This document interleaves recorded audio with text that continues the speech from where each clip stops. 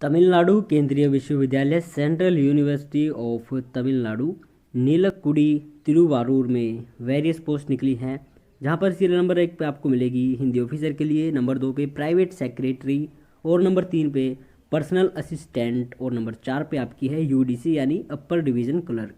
ये चारों पोस्ट जो आपकी हैं वो नॉन टीचिंग पोस्ट हैं। यहाँ पे टीचिंग और नॉन टीचिंग के अंडर यहाँ पे वेरियस पोस्ट निकली है।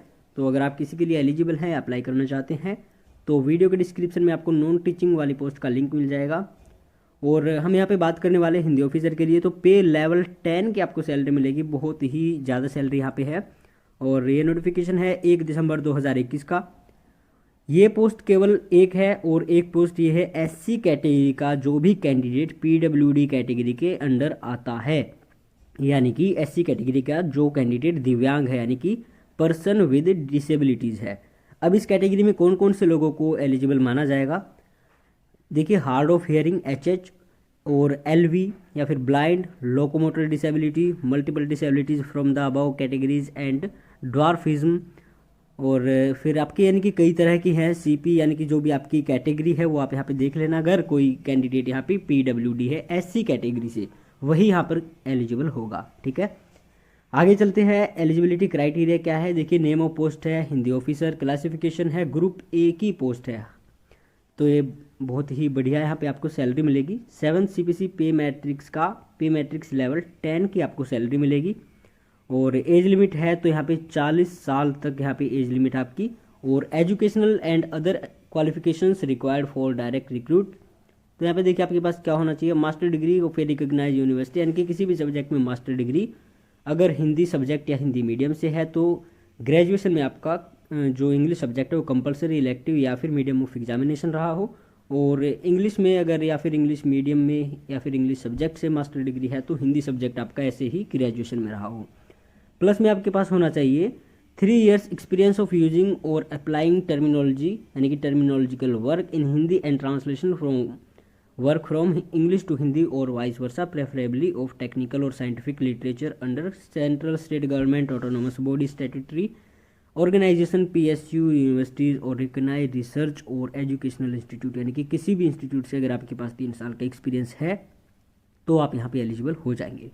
या फिर आपके पास 3 years experience of teaching in Hindi and English या रिसर्च इन हिंदी और इंग्लिश, और उसी के बाद आप एलिजिबल हो सकते हैं। डिज़ायरेबल यहाँ पे है तो आपने 10वीं के लेवल पे, यानी 10वीं जो आपकी क्लास थी वहाँ पर हिंदी के अलावा जो भी आपने कोई लैंग्वेज पढ़ी जो हमारे संविधान की 8वीं अनुसूची में है, तो वो यहाँ पे उसका कुछ ना कुछ आपको बेनिफिट ज़रूर मिलेगा। बाकी अदर पोस्ट की जो एलिजिबिलिटी है वो आप देख लेना, अगर किसी के लिए आपको अप्लाई करना है तो। एज लिमिट यहाँ पे है तो देखिए, एज जो आपकी काउंट होगी वो 31/12/2021 तक काउंट होगी। और इसकी लास्ट डेट भी यही थी, लेकिन लास्ट डेट इन्होंने एक्सटेंड कर दिया, वो अब हो चुकी है आपकी 17 जनवरी 2022। आगे कुछ और भी इन्फॉर्मेशन है, इनकी कंडीशन है। तो इन्होंने बताया कि देखिए, जो भी कुछ आपका काउंट होगा 31/12/2021 के अकॉर्डिंग काउंट होगा। ठीक है, आपकी जो एलिजिबिलिटी है, जो भी आपकी एसेंशियल क्वालिफिकेशन है, एक्सपीरियंस है, जो भी कुछ आपकी एज है। और आगे है फिर, candidates working in university government autonomous bodies PSU should send their application only through their employers, however advance copy of their application may be sent before the closing date, which will be considered only if the original application is received through proper channel within 10 days from last date for receipt of application, that is on or before 10 जनवरी 2022। ठीक है, आगे चलते हैं। तो यहाँ पे और भी कुछ कैटेगरीज के बारे में है। तो यहाँ पे ओबीसी का तो कोई सवाल ही नहीं होता, तो भाई एससी कैटेगरी का जो भी पीडब्ल्यूडी कैंडिडेट है वही यहाँ पे एलिजिबल होगा। तो दूसरी कैटेगरीज के बारे में हम बात करने का यहाँ पे कोई फ़ायदा नहीं है। आगे देखिए, पोस्ट नंबर जो सीरियल नंबर 1 पे पोस्ट है, यानी कि हमारे हिंदी ऑफिसर की पोस्ट है, वहाँ पे आपका जो मोड ऑफ सिलेक्शन होगा, किस तरह से आपका एग्जाम होगा, इंटरव्यू होगा, क्या होगा, इन्होंने कहा है यूनिवर्सिटी में hold written test if necessary before interview. Interview तो होगा ही होगा, लेकिन उससे पहले अगर ज़रूरत पड़ी तो यूनिवर्सिटी आपका रिटन टेस्ट भी लेगी। In case of 2 candidate scoring identical marks, the candidate older in age will be considered as higher in merit, यानी कि अगर 2 बच्चों के समान अंक आते हैं तो जो उम्र में बड़ा होता है उसी को यहाँ पे प्रेफरेंस दी जाएगी।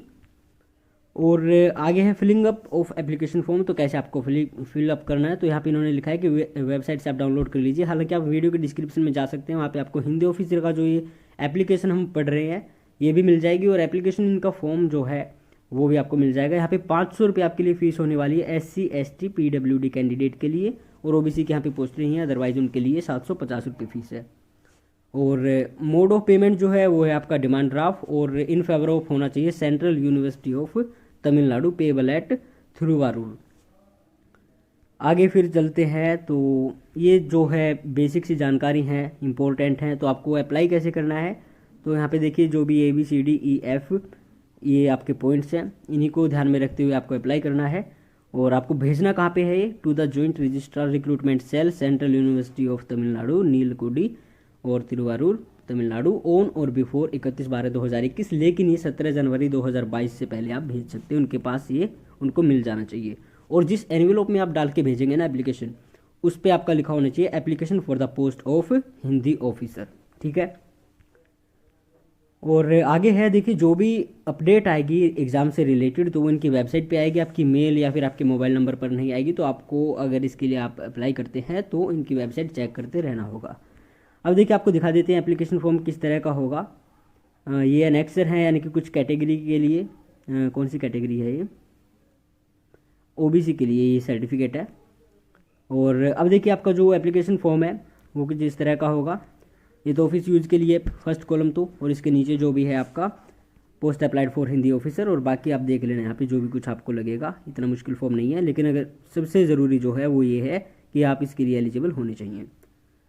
ऑलराइट, तो इतना है कुछ। अगर हिंदी ऑफिसर की बहुत ही बढ़िया सैलरी आपको मिलेगी, और आपको इंटरव्यू तो देना ही होगा, अगर ज़रूरत पड़ी तो एग्ज़ाम भी होगा आपका। तो इतना ही है। इंपॉर्टेंट लिंक्स आप वीडियो डिस्क्रिप्शन में चेक कर लीजिए अगर आपको ये डाउनलोड करना है तो।